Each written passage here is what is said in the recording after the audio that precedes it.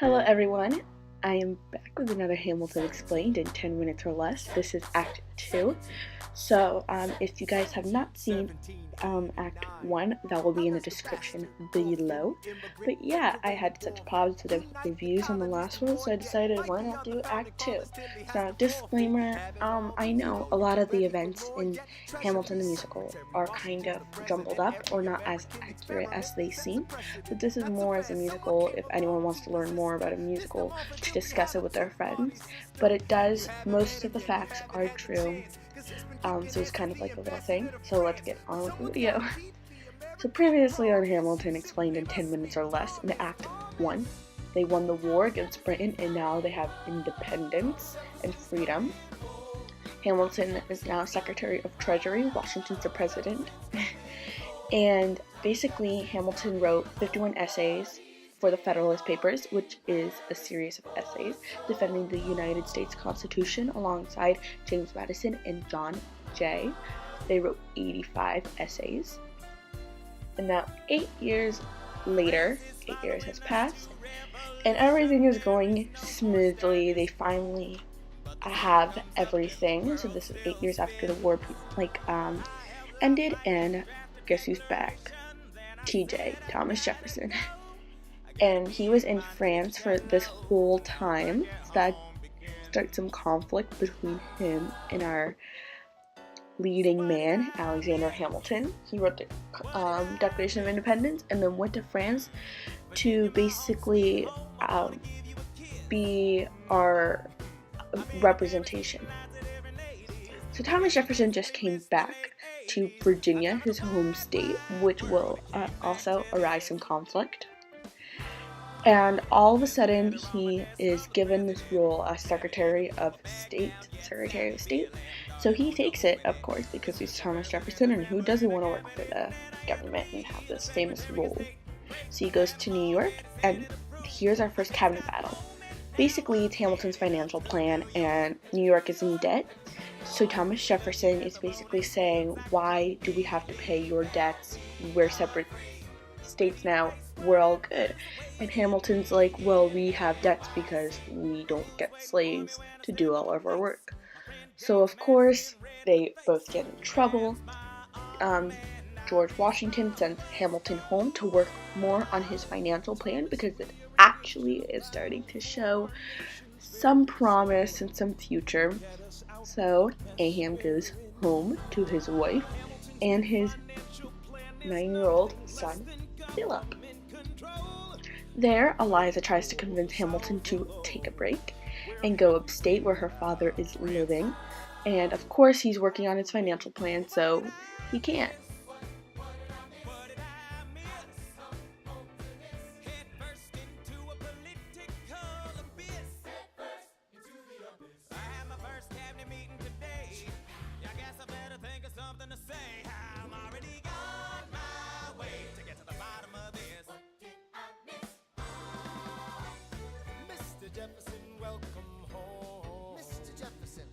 Between this time, we meet the new Philip, who's 9 years old. He is a poet. And basically, Hamilton and Angelica have been writing letters back and forth while Angelica is in London. And they kind of have this sort of relationship. They're basically flirting a lot. But it's kind of forbidden because he's married to Eliza, of course, but that doesn't stop him. Angelica comes, he's basically like, Hamilton, I've come all this way to be with you, why can't you just go visit our father with us? And Hamilton is like, no, I'm good, I need to work on this financial plan, like, you guys can go upstate. So, of course, Angelica, Eliza, and Philip all go upstate. And now this is when the problems start. Yes, the problems, all of them. Get ready for a whirlwind. You need to change course. A key endorsement might redeem you. Who did you have in mind? Don't laugh. Well, Hamilton is stressed out over this financial plan, and all of his family is upstate. A new girl shows up. Her name is Maria Reynolds, and she shows up and basically is saying, oh, my husband is beating me, this horrible, like, all this horrible stuff is happening to me. And of course, in the end, Hamilton ends up cheating on his wife with her. Now, this was a whole plan. Her husband, James Reynolds, decided, well, he is gullible, basically. Go seduce him, and we can blackmail him and get money out of it. Yes, a great plan in their minds. So that's what they did, and he ended up getting a letter from James Reynolds basically saying, hey, I know you're with my wife, give me money. And of course, Hamilton doesn't want his wife to know, or anyone else, so he pays him, and the affair goes on. Aside from that, we go back to Aaron Burr. Aaron Burr is still sort of in the political aspect of America. He is trying to get back in, but he somehow can't because Hamilton, his arch nemesis, keeps beating him. So he just wants to be in the room where it happens, where they're discussing the capital of the United States, and that ends up being put in Virginia. He ends up getting mad at Hamilton because Hamilton basically made a deal with Thomas Jefferson, saying that he can have his financial plan if they put the capital in Virginia and not New York. So that's what they did. And then now, Aaron Burr still wants to be in the political eye, so he changes from a Federalist to a Democratic Republican, and basically he wins governor of New York and took the place of Philip Schuyler, Hamilton's father-in-law. So Hamilton is really mad now because he just kicked his family out of political business. Jefferson has my vote. Next is the next cabinet battle. Basically, France is on the verge of war with England, and they're deciding what to do. Of course, Thomas Jefferson, being in love with France and having lots of friends there, he says, hey, we need to help them. They helped us win the war. We need to help them because we're allies. And Hamilton's like, no, we don't. We don't have enough money. We're basically just starting to build up. Why would we get involved in another war?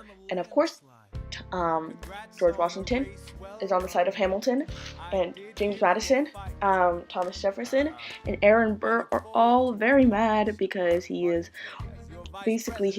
Washington on his side, and Hamilton is the worst, basically. And guess what? James Reynolds comes back, and he is arrested for doing something. He goes, hey, if I cannot be arrested, I'll give you something. I have checks. Of course, Thomas Jefferson takes the checks, and he's basically like, look, Hamilton, I know you've been stealing money from the government. You don't have all this money. And Hamilton's like, no, that's just money to keep quiet about cheating on my wife with this lady. So, of course, they keep it secret, but Hamilton is afraid that they'll publish it somewhere, and Eliza will find out. So, of course, him being a writer, he writes a pamphlet called the Reynolds Pamphlet explaining the whole affair. Gosh, Hamilton, I don't know what is going on. Of course, Eliza burns all of their love letters that they wrote to each other in response to that. She's very mad. Angelica comes back from London to help her sister out dealing with this, because of course it reached there too, and she has a whole song number about it. Congratulations. And basically his whole life just went down. John Adams is president. He is no longer in political view. His wife and his family hates him. But of course, his son Philip comes to him with advice after standing up to his this guy, saying basically they're in a duel now. He's making fun of his father, and Hamilton's, of course, shoot for this guy. So of course he shoots for this guy, and guess what? George Eaker doesn't, and he shoots Philip, and Philip dies. Yeah. So of course Eliza is now mad because now he knows that he basically killed their firstborn son, and he cheated on her. But of course they manage to forgive each other because that's just Eliza and Hamilton. It's quiet out of town. Forgiveness. Now, basically, is the election of 1800 after all of this passed, and Thomas Jefferson and Aaron Burr and John Adams are all competing against each other.